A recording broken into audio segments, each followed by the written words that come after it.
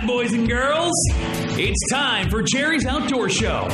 Heard exclusively right here on AM 860, FM 95.1, KWPC, the voice of Muscatine. Powered by Indian Creek Lure Company, the Sicilian Pizzeria, Mitchell Arms and Ammo, Pierce Custom Rods, Tailwater Marine, Deaf Guy Taxidermy, and RB's Outback Bait and Tackle. Like Jerry's Outdoor Show on Facebook. Jerry, our rods and reels are ready.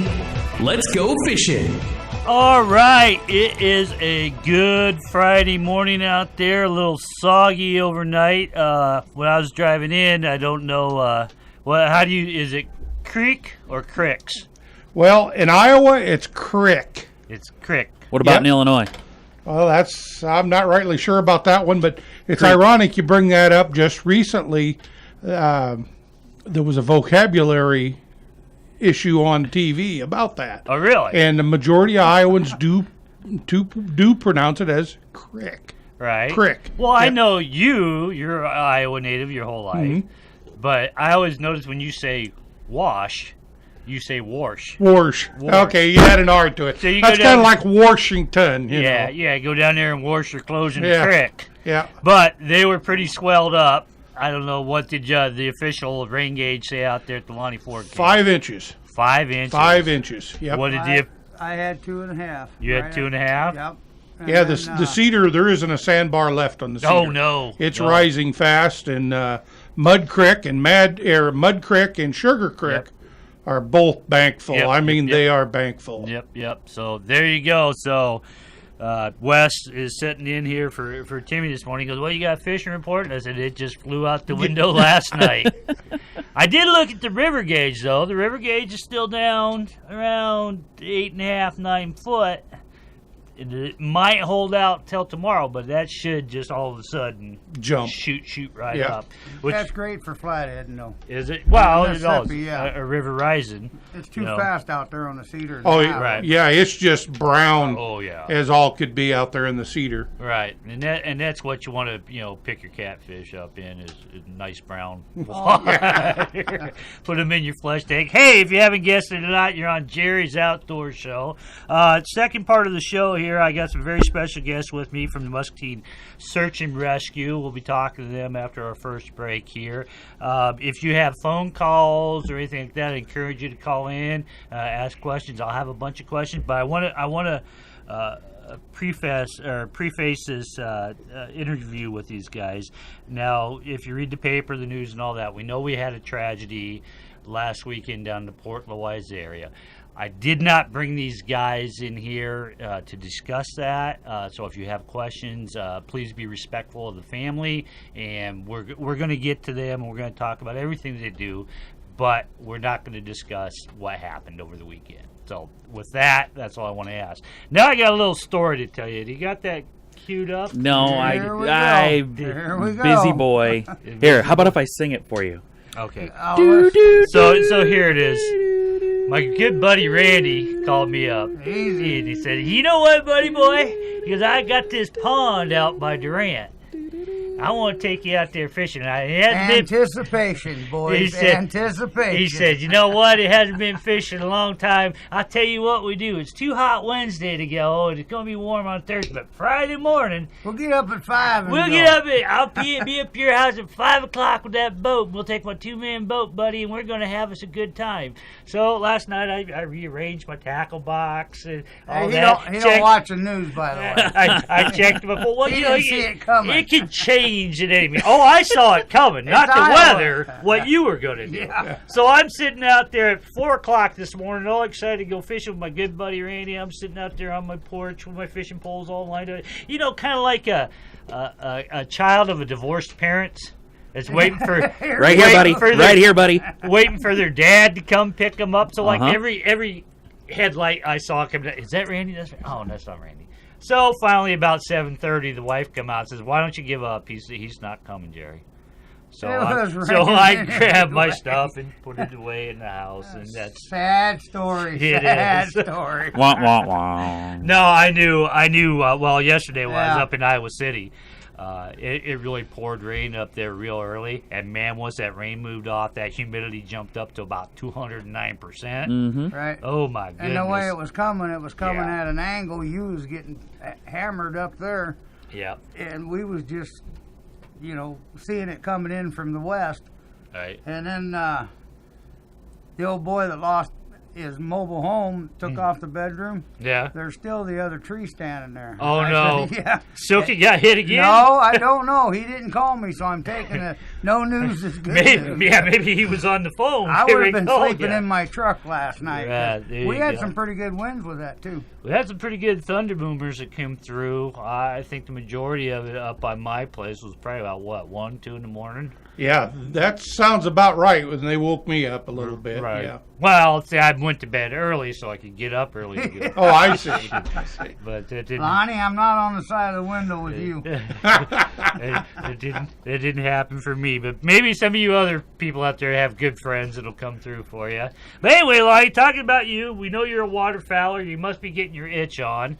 I did a little research on flocking? On flocking Goose? on goose. Okay. And it averages out, and you can tell me because you've been a waterfowler for a long time, the average cost of goose meat is about $257 a pound. I would say that's probably conservative. Well, let's say somebody that's never goose hunted before said, by God, this is my year, I want a goose hunt. Mm-hmm. So I'm going to How need much is each decoy? right, I need a shotgun. Yep. I'm going to need ammo. I'm going to need decoys. I'm going to need camouflage, this, that. I'm going to gotta need a have a goose dog. call. What's the guy looking at? Okay. Just outlining, depending on the shotgun, again, it all depends on quality and what you're buying. An average full body goose is $25 decoy a piece. And we need 100 Yeah, of them. Okay. Your average shotgun, like I said, depending on what you run, can run anywhere from, you can get a Marlin Glenfield economical shotgun for $250. Okay. Clear up to $3,000 and $4,000 depending on Right. what you're shooting. I shoot a Benelli Super Black Eagle, and that one's about $1,600 to $1,800. A box Is of that shells. really the price, or is your wife listening? No, that is actual the price. Yeah. And she don't listen. She don't listen. Yeah. A box of shells. If you buy like some of the more factory shells that are specifically designed for waterfowling, you're looking at $30 and $40 a box. Wow. You can buy the more economical ones for $15 to $20. All right.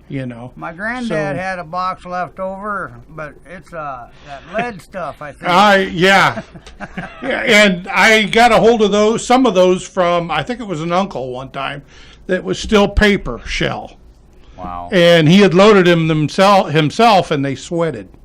Oh, Uh-oh. no. So yeah, TNT. so Yeah. he had way too much gunpowder in them, and Wow. that drew moisture, and they were dangerous. Wow, is that the uncle with the eye patch? Yeah. Eye patch, left arm missing, right ear blown off. Yeah. We call him Lucky. Yeah. Does he talk like a pirate? A little bit arg.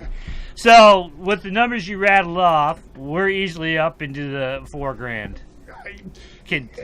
Around it. Yeah, you can if you go full on, a couple of dozen. I run 200 to 300 decoys, and that's not including the duck decoys. I also Right. have duck decoys, Right. and then you have all these newer style decoys that are battery operated that paddle around in the water by themselves, Cheater. flop their own wings, Right. that kind of stuff. I have 4 of those. You think they'd come out with, now that everybody's got them drones, they'd come Yeah. out with a goose drone? Just go up and catch him. You don't have to shoot them. Well, there you go. So, any of you parents listening out there, if you want your kids to stay off drugs and alcohol, get them into goose hunting because they ain't going to have any money to afford anything else.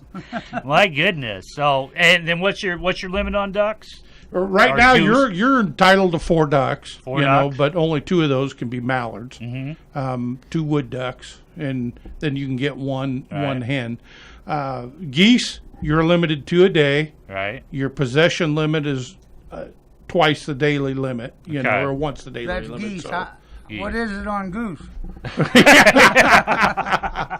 And then after, like I said last week, after October 31st, your daily limit goes to 3 Okay. for geese.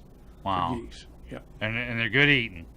Oh, I love them. Yeah. There you go. We grew up on them. Yeah. Obviously so. Yes. Yes. Tastes like chicken. I guess so. Well, they wrap a lot of it in bacon, so I don't know Yeah. if I can taste it. All right. Damn goose or not. Now there was a good article in the paper when I was growing up. My parents and my uncles, that was always big into hunting and fishing, of course, always said that someday we'll be like Great Britain. Is that the way the hunting situation was going? You'll have to pay as you know, just to go out and hunt. You know, and if anybody's been out on the public grounds on opening weekend, especially waterfowl season, there's a lot of people. Well, there was an article. Dangerous. Yeah, a lot. There was an article in the papers this week, and I haven't had a chance to do much background work on it. About now they're going to encourage farmers to allow hunters in. They're going to do certain things, you know, as a tax incentive and or money, whether it's building a pond or, you know, leaving so much hedgerow along your fence row, you know, for game.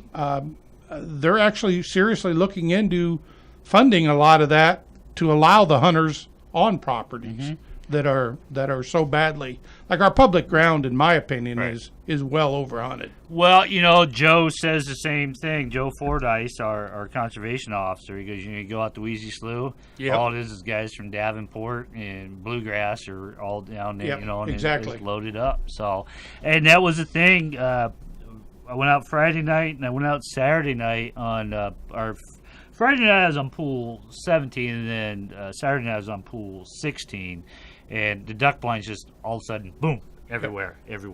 So everybody's in anticipation of it. I will probably say this year I will probably set it out like I did the last 49 years. I'm just not big into the hunting and all that. Yes. So other than that, but let's talk about fishing. Well, and yeah, with the fishing and the duck hunting going on, ain't there a time where they just out of appreciation you kind of leave the duck hunters alone? Well, I don't know if it's out of appreciation or out of fear good for they got fear. shotguns. Exactly, without getting pelted by Right. steel shot. Right. Exactly. So You know. I don't know. I usually try to steer away from it, 'cause especially like opening day, because it's just blah, blah, blah, blah. Yeah, and those guys that get out, they barbecue at 11 o'clock and all this. Because it's a weird scenario. Because I know a lot of avid duck hunters, and they're getting all their stuff together. And it's like, well, we got to get there at 11 o'clock, 11 p.m. at night. Yeah. Because at midnight you can take off, but you can't shoot the first shot till what? Sunlight? Or Till daylight? 30 minutes before sunrise. So Like they're basically, tailgating. right, but you have to be in that blind, or else somebody's going to come by and take your spot. Yeah, you got to be like in the public areas. Like you're talking about an hour after sunup. If you're not in that blind, then somebody else has got the right to come in and hunt it. All legal right. Now you go down to Twosboro, for instance. I hunt down there for ducks, especially on opening season, because opening weekends it's quite entertaining. To be honest with you. Yeah, I live there. Yeah. These guys go down to Twosboro and they literally camp out in the parking lot because there used to be a drawing in Area A to get into Area A, but Area B, you know, you just had to sign in. Well, they don't do that anymore. But there used to be people camped out. It was a beer fest, basically. You describe anything once you get past that Kilpeck Landing area. Everything down there's a beer Beer fest. fest. I see. Slapping me. But anyway, we had a fishing report for you today, but I threw it out the window. With all the rain we got, that's going to be changed up. You didn't want to lie right off. I didn't want to lie right off the bat. I wanted to at least get a half hour into it. So, what do you know happening down your neck of the woods? Just catfish. Just catfish. Yep. Yeah. And the wing dams are picking up, some walleye. Right. But now that the water is going to be Right, they're chocolate going to mud. disperse. Yeah. Once they're that gonna water increases, them walleye like to hang out around them wing dams when the water's normal or decrease. But once it starts raising a little bit, then they spread out. Well, and the water temperatures drop too Yep. from when it was. Yeah. So it's pretty much going to be all screwed up for a little bit. So, anyway, speaking about being screwed up for a little bit, you're on Jerry's Outdoor Show. We're going to slide into a commercial break, and we're going to be right back. I've spent 1,000 miles. Don't you change that dial. We've got some more great fishing advice coming up. Actual fishing advice may not be helpful. Right here on Jerry's Outdoor Show on KWPC AM 860 and 95.1 FM. Mitchell Arms and Ammo has moved. Stop by their new location on Park Avenue inside the old Lincoln School. They are still your locally owned gun shop. Owner Troy Mitchell takes his time to find the right firearm to fit your needs. Visit them online today at MitchellArmsandAmmo.com and start searching their inventory. Suppressors will be available in July. They offer online pricing and local pickup. No freight or extra fees. Just add tax and pick up at the store in a few days. And warranties are honored locally too. Call them at 319-212-0239. Is your boat not starting well or running to its fullest potential? Have Nigel at Tailwater Marine take a look and have it running tip-top again. Conveniently located on Mississippi Drive, just south of downtown Muscatine, Tailwater Marine has years of experience and the skills to keep you worry-free on the water. Tailwater also carries towables, water toys, and accessories for your fun and safety on the water. Call Tailwater Marine, 563-264-BOAT. That's 563-264-2628. Pierce Custom Rods are handcrafted of the finest materials available and designed to provide the most enjoyable fishing experience imaginable. Each rod features a perfect blend of power, action, and detail customized for the user. If you want the utmost in performance, quality, feel, and appearance from your custom rods, choose Pierce Custom Rods. Search Pierce Custom Rods and like them on Facebook or call 563-299-8645. And now back to more Jerry's Outdoor Show. If you've missed part of this episode or any other episode, what were you thinking? Give Jerry's Outdoor Show a like on Facebook. Listen to past episodes on iTunes, Podbean, and jerry'soutdoorshow.com. All right, we are back. And like I said at the beginning of the show, I was able to get a hold of these guys, and they were able to make it in. I'm glad they did, but they are with Muscatine Search and Rescue, and their names are Captain Ron Goodwin and First Lieutenant Doug Bunn. And I appreciate you guys taking your time out this morning to come in here and tell us all what you guys do. So how you guys doing this morning? Very good. Good. Got that one mic on? The one mic sounds a little... Okay, all right. So anyway, what is Muscatine Search and Rescue? Muscatine Search and Rescue is an all-volunteer unit. We serve the community by river... A little nervous. Being on the river, assisting boaters on the river, and serving the local law enforcement when we were needed. So. All right, and that's all volunteer. All volunteer. Yep. Right, all volunteer. See, I did not know that. Right. Now, how is your organization funded? Okay, we're funded through Muscatine Emergency County and through the Sheriff's Department. Go ahead and pull that mic towards you a little bit there, Doug. Okay. It doesn't bite. Right. Not much. You need to bite it, though. So go ahead and say that again if we missed that. Okay, we're funded through the Muscatine County Emergency Management and this also through the Sheriff's Department. They both help fund us. Okay, so that's what legal wing that you guys would fall under, the Sheriff's Department? Yeah, that is correct. That is correct. Now, do you guys just serve Muscatine County, or do you assist with other counties? No, from time to time we were called for mutual aid with surrounding counties in Iowa and Illinois. And we've been as far as Clear Lake, Iowa to assist. Wow. Because there's a lot of these little towns that's got volunteer fire departments that ain't got the funding to have a boat. Right, or the equipment. Or the equipment, So we need you guys, right, to just do the whole river or any lake or pond around us. Now, Ron, you're a diver, aren't you? Correct, yep. That's correct. So I know if our good friend Tim Scott was here today, the first question he would have for you is, when you dive, do you see these catfish that are big as men? Not yet. You haven't seen them? Not yet. And when you do, you'll call me and give me the GPS positioning on those. No, I mean, do you have to dive often? Not too often for the search and rescue, no. Right. But Right. if need be, yes, we'll dive. You got the new sonars and stuff to see. We have all the new sonars on all of our boats. Mm-hmm. And that takes a lot of that diving out of it. That's, Right. In the past 25, 30 years, that has been the biggest technology Right. that ever came out for us. Right. And that was going to be my next question. Is like how long you guys respectively been with this organization? Doug and I have been on the unit for 34 years. Wow. Joined at the same time, so. That's almost as old as some of your kids. Yeah, he could have saved a couple. I think they're in the Gulf now, and the good Lord's sorting them out. It's called teenage girls. There you go. So with that, you guys have been there 34 years, which is just remarkable. And it's a volunteer basis to do this. What is the most routine calls that you guys get?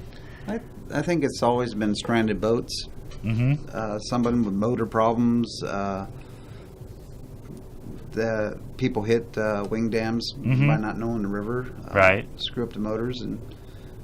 So a good percentage of these people that you're assisting on the river are usually, you pretty much figure them as novices, or I mean, an accident can happen to anybody. Exactly. Don't get me wrong, but I've seen a lot of stuff out there on the river, and we were talking about that. You need to know your river. Right. We were talking about that this morning. How when the river's low, you can see somebody shooting past that green buoy.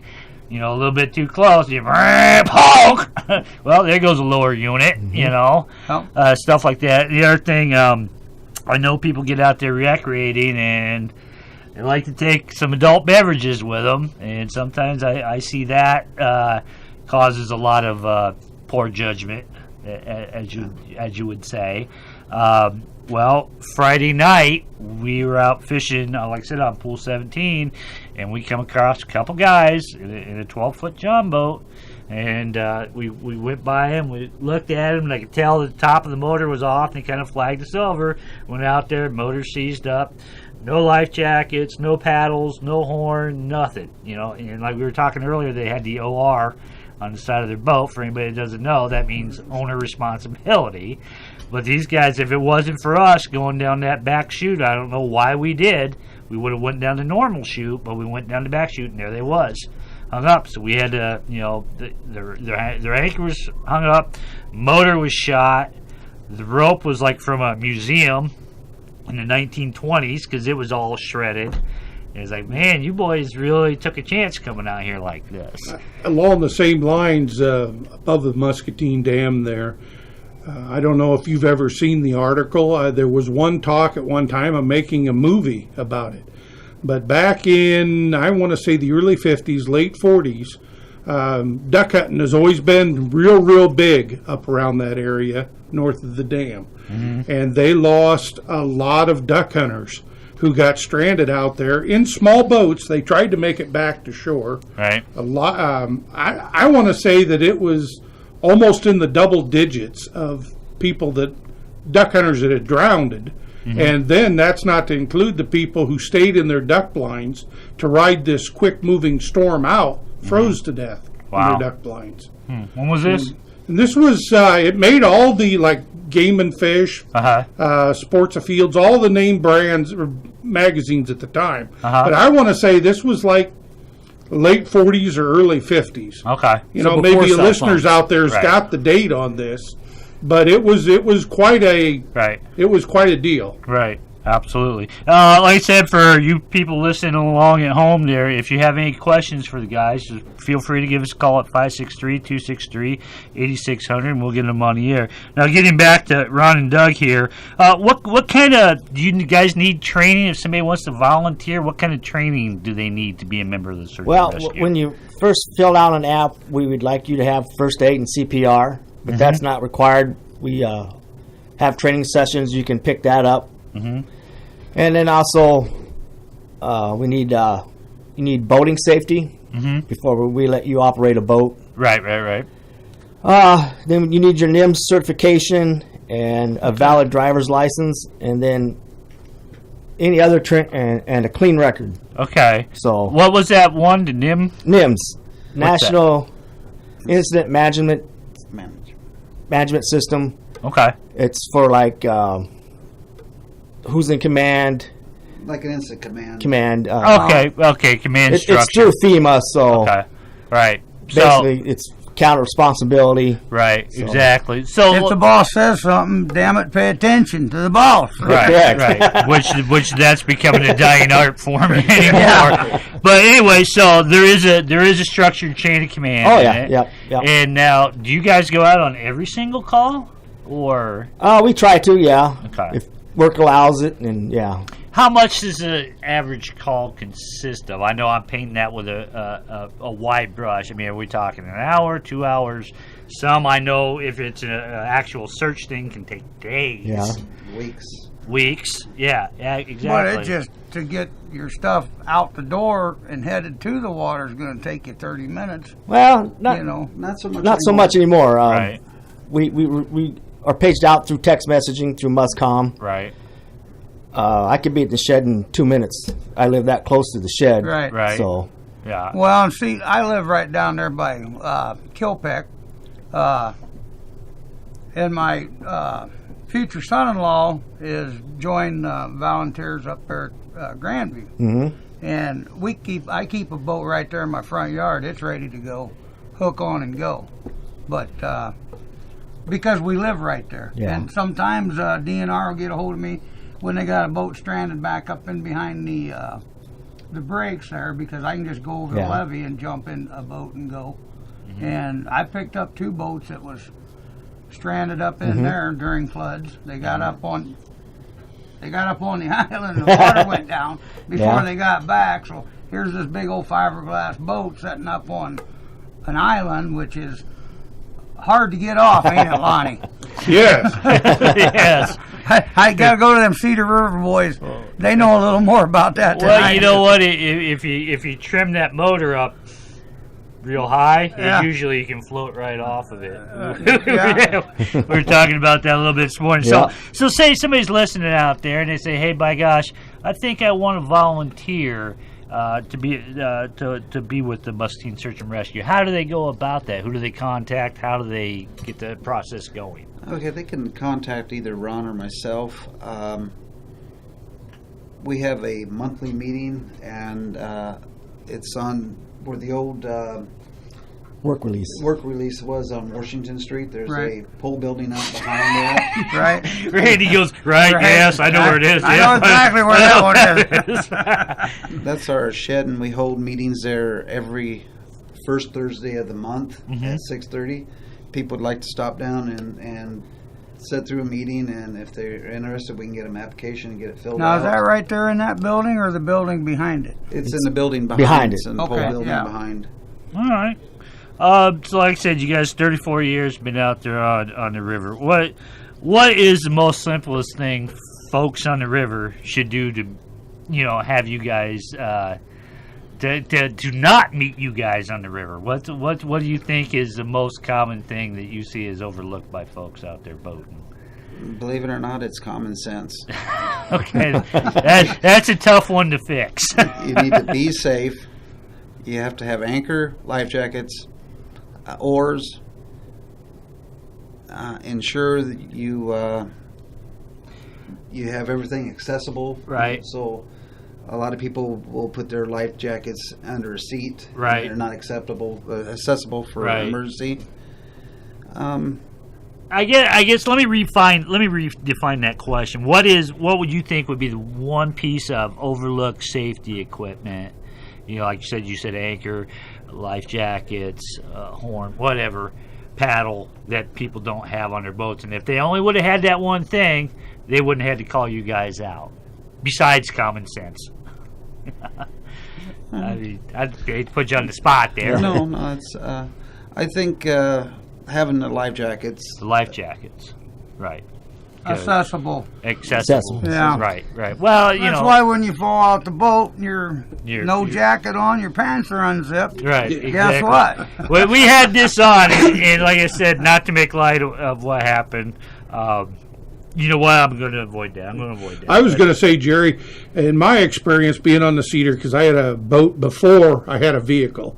I had boated at age 14. Yeah. A lot of people on the Cedar River through experience, a lot of them go out there, okay, that's the swiftest river in Iowa. Right. Especially right now, it's up and it's coming up, Right. and there may be boats going out there. It's going about 16 mile an hour right now. The biggest thing that we found, or I found, just by boating around and helping people out, was that they didn't anticipate the river current, Right. and the swiftness of the water. Of course, Right. They ran out of fuel. They didn't carry enough fuel. Right. Right. So that's a good point, Lonnie.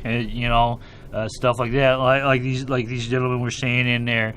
Common sense, and I don't know how you stress common sense. Well, and I have, like Lonnie said, I've helped people. I've helped a lot of people on the water. Get rid of that. Mr. Brewer, we're calling to tell you won $50,000. Mr. Brewer. Sorry, I missed that trip. But the gas, and then the other thing is I carry a long set of jumper cables in because they get out there playing around and pretty soon they got no battery. And if you ever tried to start a motor that's over 35 horse with that little bitty rope they give you at the top, pow, and about pulls your fingers off. But yeah, that's the two things that I see is gas and power, battery. The biggest thing I seem to notice on the river is I think a lot of people have their boats dangerously overloaded. When you should have a sticker on the side of your boat, or it should be on the back of the transfer somewhere. It's going to tell you what's called an occupancy limit. Yeah, but my girlfriend just weighs a little bit. Exactly. Now, when they made the occupancy limit and they say 3 adult people, I think they were meaning back in the 70s when people tended to be average weight of 160 to 190 pounds. You got people that are, the 3 of us weigh 300 apiece, and you're overloading the boat. And I think I saw one, we were out Saturday night. This boat come by. Clearly, it had a number 3 on the outside, but there was 4 large people in that boat. And on those tags on those boats, it's got the weight, it's got the person occupancy, or the maximum poundage in which that boat can carry. Right. Totally. So, I have it's a custom-made search and rescue boat. And it's only 14 foot, but it's 10 foot wide. Right. And its occupancy, because of the weight and the heaviness of the gauge of the aluminum and stuff, it's 800 pounds. Right. So you take 3 large men, you add in your fuel, you add in all your equipment, you've maxed that, even a boat that size out. So do you guys find that you get called out to the Cedar more or the Mississippi? Mississippi. Mississippi just because there's more traffic? More recreational boaters out there, out there. And a question to you guys. Do you guys go by dispatch, like you said earlier, or on heavy traffic days like 4th of July, do you just go and throw in? No, it's usually by dispatch. Just by dispatch. Yeah. Okay. Yeah. All right. With that, do you guys find that you're called out? I'll break this question. Do you find out you're called more late afternoons or early mornings or late at night? When would you say your better percentage of calls are? I think evenings. Evenings. That's where I think the alcohol kind of takes place and getting dark. Well, I do. Yeah. I seriously do. I mean, I'm not against people that like to drink on the river, have at it, But the other thing is, a good example was yesterday, Lonnie, just to show you that I'm not an unfeeling person. I was in Iowa City. I work up in Iowa City Monday through Thursday. This 20, about a little younger than Wes, approaches my truck with a sign wanting money. Well, he had one of these Rastafari hats, whatever. Rastafarian? Whatever. Them reggae hats and sandals, and he smelled like weed. And he wanted money. I said, get out of here. So, I was just saying, I'm not unfeeling, but if you're out there getting drunk and you mess up, it's like, oh, man, you could have avoided this. But anyway, back to our question here is, do you find out you're called more in summer, fall, or winter? Obviously summer more. Do you ever get the winter calls, or is it just... Yeah, we get occasional winter call. And what would that be? Just got too close to the dam, or ice come up on them too quick, or... It's usually Oh, the last couple have been people falling through ice. Falling through the ice. Mm-hmm. So then you do extractions. Yep. Too. Now that we've talked about every serious thing out there, now you guys. Well, Jerry, there is one. You touched on the drunk driving part of it. I don't know how many people know this. I know it's well advertised, and I know the DNR really puts it out, but I worked for the DOT. That was another big issue that was always pushed out there, is that if you're stopped for operating a motor vehicle for drunk driving, the penalties are the same as if you're driving a boat or a vehicle. Right. As long as it has a motor on it, transportation, that guys get picked up on their lawnmowers. Oh, yeah. But anyway, not to be all doom and gloom here. I know you guys have done this for 34 years.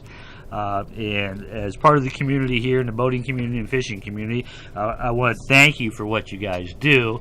But not to show that it's all doom and gloom, I'm sure there's been some, in that 34 years, there has to be a funny or bizarre call that you guys got called out on. Whose bare butt did you get to see? Right. Exactly. Come on, give it up. Who got stuck in a stump? What's going on? I think one of the strangest calls I've ever been on is we had a call one evening for a donkey that fell through the ice. Hey, it might have been our donkey. There you go. It might have been Hermit Longhorn. It might have been Lester. And we ended up having to break the ice from where it fell in to the shore. And we hooked ropes up to it and actually used a patrol car to help pull it out. Wow. Awesome. And everything turned out great. You'd think if you broke that ice up, I'd come running out. Jackass or no jackass. Exactly. So, now do you guys accept donations? We do. Or do you need donations? Maybe I should ask it that way. Well, we don't need donations, but we do accept them. Okay. So, All right. Awesome. We like that to get out. Yeah, absolutely. Because I think it's, you guys are like... heroes. Right, you guys are definitely heroes, but you're one of those guys that run under the radar that nobody thinks about, I think, that nobody thinks about till you need them. Till you need us, yeah, correct. Yeah, tell you, fire department, it's storming, it's windy out, nobody should be out, but this guy went out, and unfortunately you guys don't get to say, hey, we're not going out, we got to go out. How big of a crew do you got? How big of a team do you got? We're limited to 24 on our roster, and right now we're currently at 22 members. So you could use a couple more. We could use a couple more, yeah. Lonnie Ford, Randy Brewer, meet Ron Goodwin. Boat's ready. The boat's ready. Hey, didn't they say one of the things was a clean record? Yeah. Okay. They're out. I know every inch of that water. Lonnie Ford, Wes Jordan meet. Hey, you're on Jerry's Outdoor Show. We're going to slide into a commercial break, and we're going to be right back. Hey, you're listening to Jerry's Outdoor Show on KWPC 860 AM and 95.1 FM. Well, what the hell is supposed to do, you moron?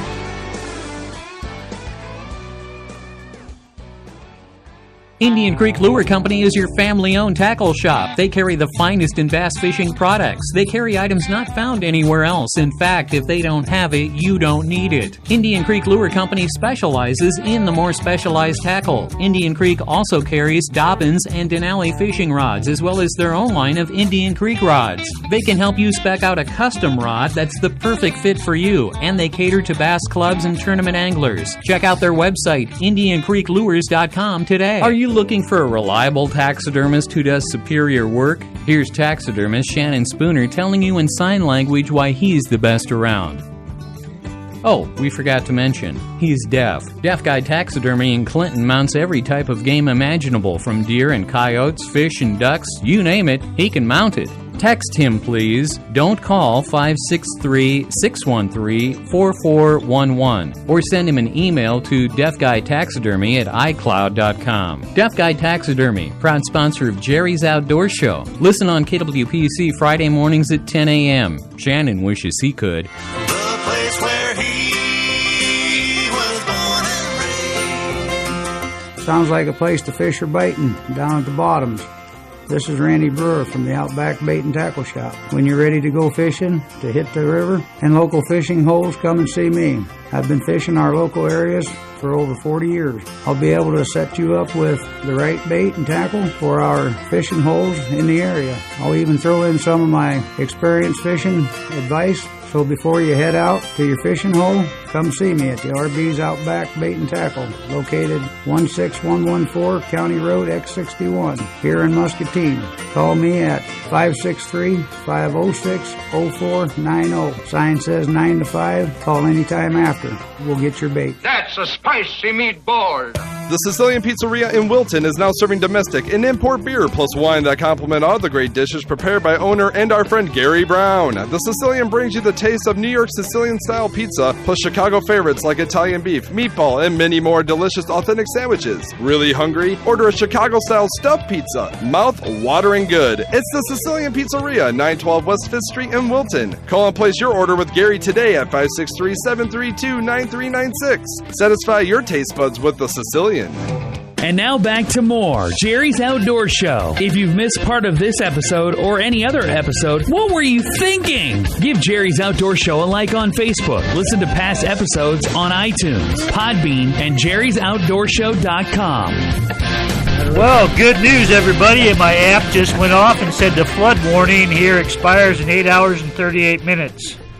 So in 8 hours and 39 minutes, I'll be fishing. I'll be back on the water. But anyway, that's going on. Like I said, it's got to react because I got buddies up there in Minnesota, and they got hammered. They got hammered up there. So everything we got here affects St. Louis. Everything they get up there affects us. So, you know, it's going to be coming down. So this is going to be a good weekend for a pond or a lake or something, because I think the rivers are just going to be too fast of a ride. I know you like it. You should think the flathead's coming, but I think it's going to be too much water coming too fast. No, you don't think so? Well, that's the situation on the Cedar right now. Right. I seen some boats this morning, and I wasn't rightly sure where they were heading. But, man, they throw on that Cedar, and, you know, they can set their lines now, but in 2 hours from now, they won't have them. Right, you know. exactly. They'll be gone, or, you know. And fish don't typically bite that well when it's raging that fast. You know, we talk about fish will bite on a rising river, but we're talking a slow rise. Yeah. I think I was watching Louisiana. Louisiana got like 10 inches of rain overnight, and they were showing their aqua gauges down there, the hydraulic gauge. It's like you can see it goes, and then it goes like straight up like a wall. You know, that's a flash flood scenario. And like I said, Sugar Creek, Mud Creek, all those are jam full. That's headed one place. That's headed to the Cedar. Then that's headed to the Iowa. Then that's headed to the Mississippi. So coming to a river. The only thing that dumps into our pool here is Mad Creek. You know, all that other goes down to New Boston. Your Cedar, your Iowa comes out down there at New Boston. So it'd be a lot muddier from that point on down than up. I never thought about that. Bad Creek's well, see, you just don't run the river enough. Not on 17, but no, doesn't GPC put out a lot of stuff? It ain't rainwater, you fool. That's what I thought. Anyway, hey, our good friends up there in Bennett, Iowa at Bombers Tap wants me to remind you that Saturday, August 20th is going to be their inaugural, that means first one, Randy, Catfish Classic. And Saturday, August 20th, entry fee is $50 per boat, 2 people per boat. Big Fish entry fee is $10 per boat. Details are available at Bombers, and for some reason this catfish has a Bud Light sign on it. Imagine that. So that's one of them light catfish. I can't go. You can't? I like blue ribbon fish only. You like blue ribbon fish only? Yeah. There you go. You guys have never met him out on the river, have you? No. Not yet. Not yet. But anyway, I'll work with them. There you go. I don't.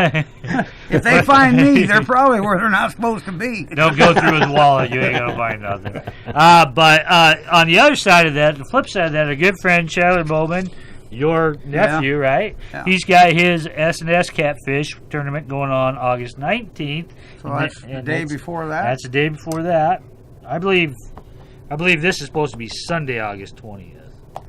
Isn't it? Or the 19th? What day's a Friday on? I don't know. I'm not going to go through it on the air. The 20th is on a Saturday. The 20th is on a Saturday. Yep. So All right, whatever. That's what's going on. There's plenty of catfish tournaments. Get out there. That's why I tell these people to come in and talk about it, so I don't screw it up. But anyway, what do you guys got going on this weekend? Lonnie, you said your grandchildren were in town last week. Yeah, we've, man, I tell you, we've had a full slate from tractor driving to shooting balloons with BB guns to swimming to fishing and baiting fish. Baiting them with the. What are you teaching these kids? I gotta say, are these Just like your daddy taught you? Yeah, feeding the fish. Right. They love to That's do called that. chumping the fish. Yeah. Chumming. But we're taking them home Sunday. So Yeah, I noticed when I cruised by Wednesday night, I went out on the Cedar there for a little bit just to check out how my boat was running. And I saw up there on your little fishing dock, there's a big 5-gallon bucket up there. Yeah. Is that what you... No, that's actually my trash can. Is it? Yeah, it holds cans. You sure it's not full of catfish feed? No, I keep that in the garage. Yeah. So anyway, like I said, once again, our guests today have been Captain Ron Goodwin and First Lieutenant Doug Bunn, the Muscatine Search and Rescue. I'm just going to come out and ask you guys this: how much fishing you guys get to do? Very or little. You guys are so tired of the river, you don't want it. You don't want anything Very to do little. with it. we will occasionally snag one, but not intentionally. Not intentionally. We have play release. Right, catch and release. Catch and right, release. Right. So really, you guys aren't that big fans of recreating out of the water? Or? Oh, I like to fish. Oh, we are just Right. Just time's limited. So how often would you say you guys are called Yeah, but out? if you're out there and you're Right, on a bum that's what call, I'm saying. I'd be and you happy- got a couple of them telescopic fishing Yeah, poles. there you go. Hey, you Pull it run- out of your pocket and start fishing. You run in the river anyway. Yeah. I'd have a couple trolling rods out the back, you know. DNR frowns on that. Oh, Joe's a good guy. Joe's all right. Yeah, he's okay. You make sure he's up ahead of you. Or make sure they're in Canada fishing. So on a weekly basis, how often you guys think you Well, we've had a fairly busy spring Have you? or summer. Yeah, I think we've been out on calls the last 7 weeks. Okay, awesome. Weekend. Hey, this is Jerry's Outdoor Show. We got a phone call. Who we got online with us? Hey, my name's Kirk. How you doing, Kirk? Pretty good. Hey, I got first of all, I want to say thanks to those guys for what they do. Absolutely. And I got a question. Let's say someone's got a mechanical problem or they're impaired themselves and they have to go out and tow them in. Is there any charge for that? No, there's not. We do that as a public service. Okay. Are you planning on having motor problems or getting intoxicated? Well, it's like if the ambulance comes and gets you about Right. 60 days later, you get this $800 bill. Yeah. Exactly. Right. Right. Okay, thanks, guys. Thank you. Donations. Right. Donations. Right. So you guys, tack on. There's no service Nope. charge. You come No out there charge, and all nope. that. We've never charged Got for to anything. figure a way of fixing that for you. So with that, like I say, you got a staff of 22. Do you need all 22 to go out on calls, or are you just Out of the Kind- 22, hopefully Right. somebody can jump right up. Right, exactly. And we work, jobs, full-time jobs. So Right. There's some people that work nights that can come on day calls, and Right. the people work days can go on to night calls. Mhm. Few of us can get off of work when necessary Right. to go on calls. So we never get all 22 people on a call. Mhm. And boat tows only require 6 people, and Right. and if it's anything more serious, then you never have enough people because they tend to take more time to do, and then Right. so you're wearing people out if you keep them out Right. for 8 or 10 hours at a time. Right. It's Well, nice to rotate them around. And the other thing too is, I suppose you guys don't plan no trips on 4th of July, No. Memorial Day, Great Labor River Day. Days. Right. No. What's Yeah. a weekend? Right. Exactly.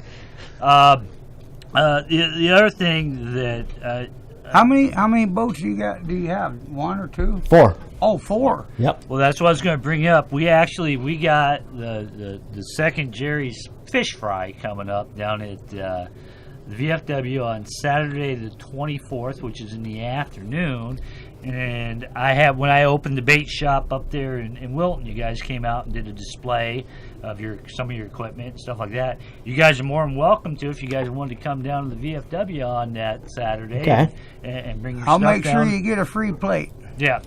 We'll make sure that we take care of you and feed you and all that good stuff. So if you guys want to come down and show off some of your rescue equipment and stuff like that. I think it's fascinating for people to see all that you guys got when they don't, it's a non-emergency situation. Yep. Nobody knows because there's no way to show the stuff off, unless you do something like that. Mm-hmm. Right. So but if you can get 2 guys interested out, or 1. Right. Yeah. That's a plus. Right. Exactly. So, like I said, the caller said, I think you guys are underappreciated. I think you're not thought of until... right, until that happens. What about that guy that calls Wolf too many times and he gets bit? They've never seen me out there. They've never seen you. That's a question I have. I've actually saved a lot of people out there and never once needed to be saved. You guys I spent the night out there a couple times. Do you guys have a lot of repeat offenders? No. No? Okay. Yeah. Like one and done, huh?